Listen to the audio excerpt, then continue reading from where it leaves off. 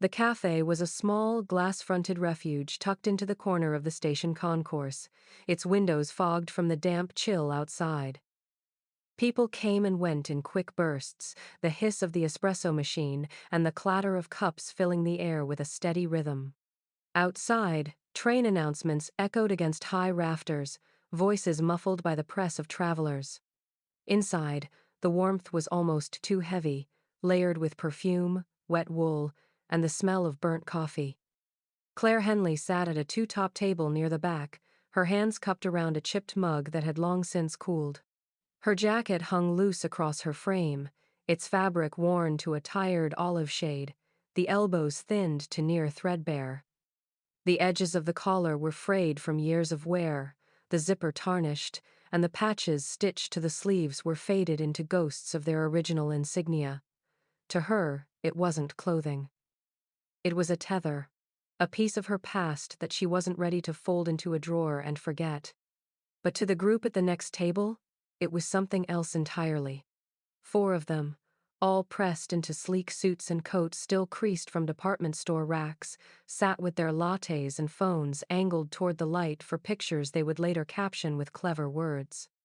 Their laughter carried sharp across the cafe, the kind that demanded an audience. "Look at that," one of the men said, his voice pitched just loud enough. "Vintage? Or just straight from the thrift bin?" Another leaned closer, his smile wide, lips glossed with the sheen of too much confidence. "Nah, that's Grandpa's old jacket. Bet it still smells like mothballs." The women laughed, high and sharp, a harmony of ridicule that bounced too easily against the tiled walls. The man nearest the edge tipped his chin toward Claire. "Hey, sweetheart, how much did you pay for that relic, or did you dig it out of a donation bin?" Claire didn't look at them. She kept her eyes on the steam curling from her cup, her grip tightening just enough that her knuckles whitened beneath the strain. Silence was her shield. Silence had always been her shield. She had learned the hard way that people like them weren't looking for answers, they were looking for sport. To feed them words was to feed the fire. So she gave them nothing, only the quiet shape of her breath rising and falling against the weight of their stares. But each word struck just the same. She felt them settle into her chest like stones, heavy and familiar. Her lips pressed into a line, and she drew herself smaller, as if stillness could build walls. At a table near the window, a man shifted in his seat. His coat was plain, civilian, but his posture wasn't. Straight-backed, shoulders squared with a kind of unconscious discipline that never left a man once it had been drilled into him. His hands were weathered, veins like raised rivers against his skin, the nails kept short and neat. He lifted his cup, then froze midway as his gaze lingered on Claire. His eyes narrowed, tracing the faint emblem barely visible on her sleeve where the fabric had thinned. The patch was almost gone, its threads dulled and frayed, but he recognized it as surely as he would recognize a scar on his own hand. "A mark you didn't stumble into. A mark you earned, paid for in sand and smoke and silence." The man set his cup down slowly, his attention never leaving the young woman across the cafe. His breath tightened, the hum of laughter from the nearby table fading against the beat of his memory. He knew that patch. He knew exactly what it meant. And in that instant, the cruel amusement of strangers was nothing compared to the quiet gravity that had just entered the room. The laughter at the next table swelled, filling the cafe with a sharp edge that cut through the softer hum of conversations around them. Claire had heard it all before: the mocking tones, the hollow bravado that came from people who had never been forced to stand still while the ground shook beneath them. She tried to tune it out, to focus on the simple act of breathing, but their voices pressed closer, insistent. "Bet she doesn't even know what that patch means," one of the men sneered, flicking a sugar packet toward her table. It bounced once, landing near the handle of her cup. He smirked as though he had landed a punch, his friends snickering on cue. Claire's fingers tightened, but she didn't look at them. Instead, she reached for the book she had brought, its spine worn from too many nights spent rereading passages in search of distraction. She lifted it quietly, the jacket sleeve slipping back against her wrist as she moved. For the first time that evening, the patch on her arm caught the light. Task Force Sentinel 41. The threads were faded, nearly blended into the fabric, but still there the outline of a falcon's wings stretched against a field of shadow. It was a patch no civilian thrift store would ever see, no flea market would ever sell. Only those who had lived it carried it. And Claire had lived it. Her mind drifted, unbidden, to the desert. Heat that blistered skin before dawn, the metallic tang of dust that clung to everything, the weight of silence just before the crack of artillery fire. She had been younger then, but hardened in ways that never left. Logistics was the word stamped on her orders, but logistics in Sentinel 41 was no desk job. It meant making sure fuel reached convoys threading through enemy territory. It meant rerouting supplies in the middle of chaos, turning broken terrain into lifelines for men and women holding the line. Precision wasn't a convenience, it was survival. There had been a night she would never forget. Radios scrambled, coordinates shifting, a convoy cut off in the dark. Claire had been at the center of it, headset pressed tight, maps spread out like arteries she had to keep pumping. The wrong call would have left them stranded, surrounded. But the right call, hers, had gotten them out. They lost one truck that night, but the rest returned, engines coughing smoke and men alive. She remembered the commander's words, steady through the static. Henley, you kept them breathing. Don't forget that. The memory passed as quickly as it came, the voices of the cafe dragging her back. Claire lowered her eyes, turning a page she hadn't read. She told herself to stay small, to let the noise wash over her. Yet the patch remained visible, no longer shadowed by her sleeve. Across the room, the older man had gone still. His hand hovered above his coffee, forgotten. His eyes locked on the emblem, his breath caught as though he had seen a ghost. The years peeled away in an instant dust, firelight, the sight of that falcon cutting sharp across a sleeve just like hers. He leaned forward, elbows on the table, his pulse quickening with recognition. It was impossible to mistake. That mark wasn't just a patch. It was a story written in silence and sacrifice, one carried only by those who had stood where few dared. And now, here it was, in a crowded cafe, worn by a woman the world dismissed with laughter. The scrape of a chair against tile broke through the cafe's chatter like the crack of a rifle. Heads turned. The older man near the window rose to his feet, his posture straight despite the weight of years, his frame commanding a presence that instantly shifted the room's air. Conversation faltered, laughter thinned, and even the hiss of the espresso machine seemed to quiet under the pressure of that single movement. His gaze was fixed on Claire, not her face, not her stillness, but the patch on her sleeve, the frayed emblem that most in the cafe had overlooked or mocked. His eyes held it, as though it were a relic, something sacred, and his jaw clenched with memory. The silence stretched until his voice cut through it, low but steady, and carrying the weight of command. Where did you get that jacket?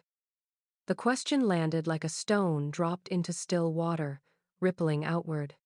The group at the next table leaned forward, smug grins spreading, certain they were about to see her exposed, caught in some pathetic lie. One of them muttered, "Here we go," with a chuckle that rang too loud in the hush. Claire lifted her eyes slowly, meeting the man's stare.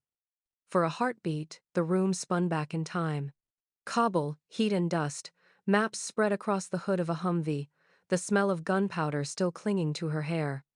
She could hear her own voice in that memory, raw from shouting coordinates, from holding radios against her ear until the world blurred into static and heartbeat. She could still see the faces she had kept alive and the ones she hadn't. Her throat tightened, but she didn't look away. "It was issued to me, sir," she said softly, the words carrying more force than a shout ever could. Kabul, 2014. Gasps rippled through the cafe, not loud, but sharp and undeniable. The professionals at the next table blinked, their smirks faltering.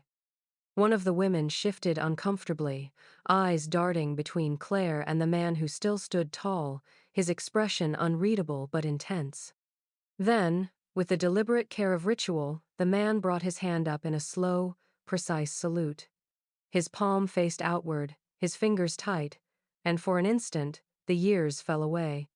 He wasn't just an older man in a cafe anymore, he was General Marcus Reeves, a name that carried weight in briefing rooms and battlefields alike. The room seemed to hold its breath. Claire's hand trembled against her book, but she didn't lower her gaze. She inclined her head slightly, a quiet acknowledgement, her own discipline keeping her from breaking into visible emotion. General Reeves lowered his hand, turning toward the crowd that now stared wide-eyed, caught between shame and awe. His voice carried, steady and unyielding. "That patch belongs to one of the most disciplined units I ever had the honor to serve alongside. If she wears it, she earned it." The laughter at the corner table collapsed into silence. One of the men cleared his throat, suddenly fascinated by the untouched foam on his latte. Another shifted in his chair, his bravado evaporated. Their arrogance had no air left to breathe. The rest of the cafe remained still, a reverent quiet wrapping around Claire as though the walls themselves understood. For the first time in years, she didn't shrink into her jacket. She sat straighter, her sleeve in plain sight. The emblem no longer faded into anonymity, but burned with the memory of sacrifice, recognized at last for what it was. General Reeves remained standing, his eyes never leaving hers, a silent vow of respect. And in that moment, the world outside, trains rushing, people moving, ceased to matter. Inside the cafe, truth had spoken louder than mockery, and reverence had silenced cruelty. The men at the corner table sat frozen, their earlier smirks dissolved into something pale and brittle. The weight of General Reeves' words had stripped them bare, leaving them with nothing but the echo of their own cruelty. One shifted uneasily in his chair, eyes darting toward the exit, as though escape might erase what had just been revealed. Another cleared his throat and forced a weak laugh, but no one joined him. The sound fell flat, swallowed by the silence that pressed down on them from every corner of the cafe. Their bravado had collapsed under the truth of who Claire Henley was and what she carried in the fabric of her battered jacket. The quiet didn't last long. From the back of the room, a man rose slowly, his cane tapping against the tile floor. His hair was white, his shoulders bent by age, but his eyes held the same steel Claire had seen in countless others who had once stood in harm's way. He stepped forward, nodding once toward General Reeves before turning to Claire. His voice was rough, gravel worn smooth by time. "Ma'am," he said simply, the word carrying a depth of recognition that needed no elaboration. Another followed a woman with silver hair pulled back in a tight braid, her limp evident as she crossed the floor. She paused by Claire's table, her hand brushing lightly against the patch on her sleeve, her expression one of reverence. "Still standing," she whispered, not as a question but as a truth. Soon, more moved forward.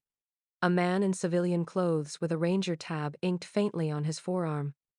A younger woman with sharp eyes who carried herself like someone still in service, her nod precise and respectful. Each one came not to crowd, not to smother, but to acknowledge. A hand resting briefly on the table, a coin slipped quietly beside her cup, a whispered, "Thank you." It was a procession of unspoken solidarity, each gesture layering on the last until the air was heavy with it. Claire felt her chest rise with a breath she hadn't allowed herself to take in years. She straightened in her chair, her spine lifting, her shoulders no longer curled in defense. She didn't tug her sleeve down to hide the emblem this time. She let it show, clear in the soft cafe light, as if it had been waiting for this moment all along. The jacket was no longer just worn fabric clinging to her out of habit. It was a banner, a testament, proof that she had lived, endured, and carried what others couldn't see. The mockers shrank further into their seats, their silence now the only shield they had left. Red spread across their faces as they avoided every eye. Their arrogance dissolved into the shame of realizing they had mocked what they couldn't understand. No one spared them sympathy. Claire's hand smoothed once across the faded emblem, her fingers lingering on the rough stitching. For so long she had hidden it, ashamed of the scars it represented, the memories it dragged into every quiet moment. But now, as the room stood with her in silent recognition, she understood. This wasn't a burden, it was a mark of survival. Her voice came low, steady, and strong enough to cut through the quiet. Some jackets are worn thin by time, others are worn thin by fire. And when you see one, you'd better remember respect is not stitched in fabric, it's stitched in sacrifice. The words hung in the cafe like smoke after a battlefield, lingering in every corner, impossible to ignore. Around her, the veterans gave their final nods, stepping back into the crowd, but their presence remained. The mockers stayed silent, the lesson etched into their faces more deeply than any scolding could have managed. And Claire sat tall, her sleeve uncovered, her jacket no longer just a relic, but a story finally honored. For the first time in years, she felt the strength of it, and she allowed herself to carry it openly.